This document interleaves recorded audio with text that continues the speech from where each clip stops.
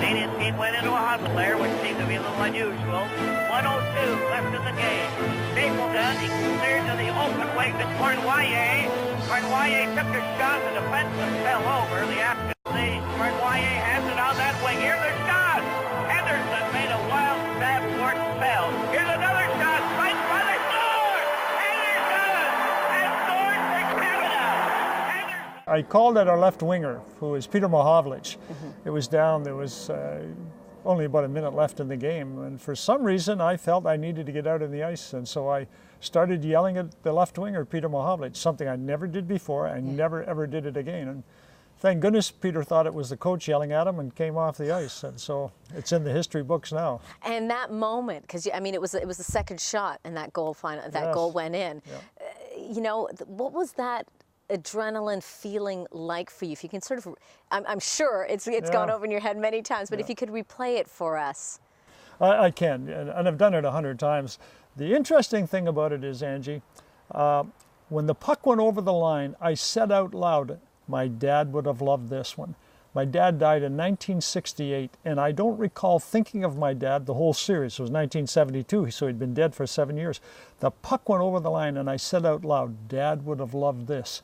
And I guess that's that father-son connection somehow, and then jumped into Cornwaller's arms, and I've been celebrating that for 41 years now, so it's been a pretty good ride. Your dad really was a champion behind you in your hockey career. I read that your first set of pads, correct me if I'm wrong, were actually like phone books.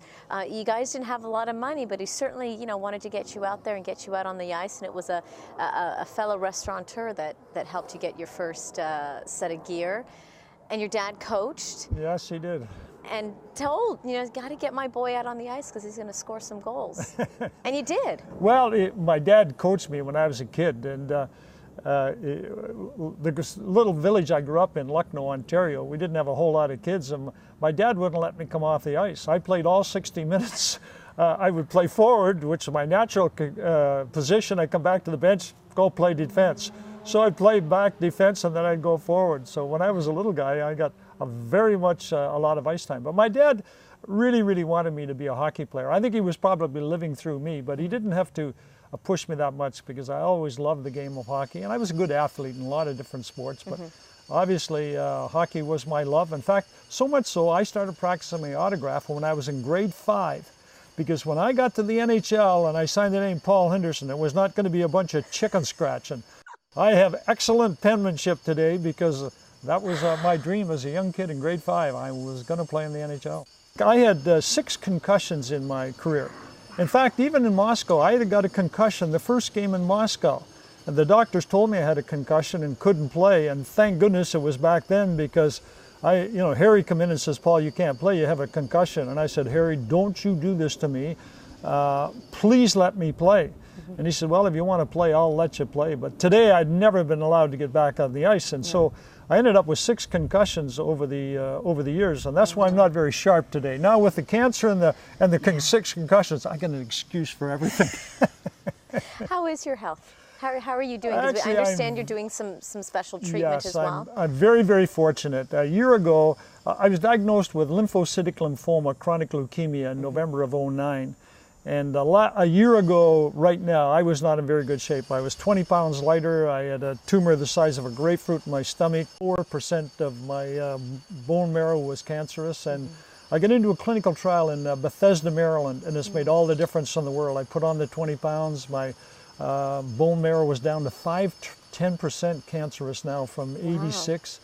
And the tumor is as big as my little finger right now. So I'm actually doing really well. And health-wise, I messed up my back early in the spring, but other than the sore back, I'm alive and well and doing well.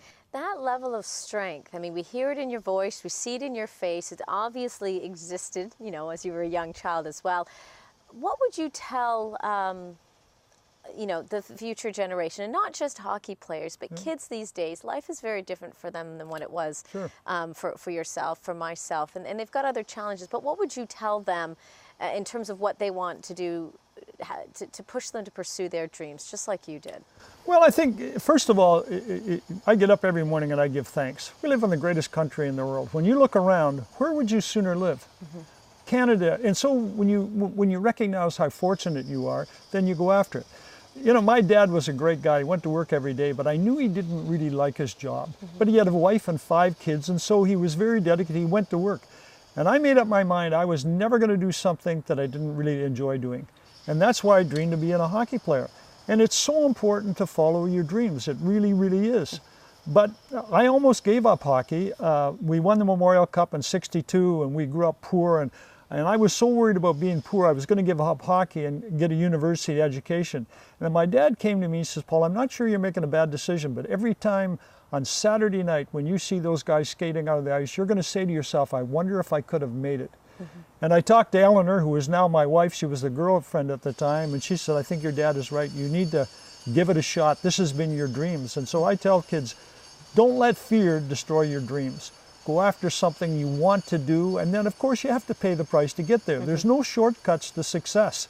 And I tell kids especially, you start doing drugs and you get in with the wrong crowd, you're going to screw things up. So have a game plan for yourself and set it down. I know you're an athlete too, and you don't get in shape by not paying the price. And so life is pretty good, and I think in this country, if you put your head down, work hard, and have a dream, you'll probably do quite well. And lastly, now you're spending some time not just on the golf course, but in the arena, not playing. You're not playing now, but you're watching your grandkids play. What's that feeling like? It is so terrific. I get 2 of them, they're 8 and 12. They play for Oakville out there. And the older one always wore 19, which was my number. And then so we thought the 8-year-old would come along and he'd want 19 too, but he said, no, I want 72. And so one of my greatest pictures in my house is my 2 grandsons. I see the back of them, 1972. And so I saw 4 hockey games this weekend, and man, it's so nice just to go out there and just tell them to go out there and have fun. And they're actually both pretty good little hockey players. So if you see a McDermott in the NHL 10 years from now, you'll know he's my grandson. Oh, the good old hockey game is the best game you can name. And the best game you can name is the good old hockey game.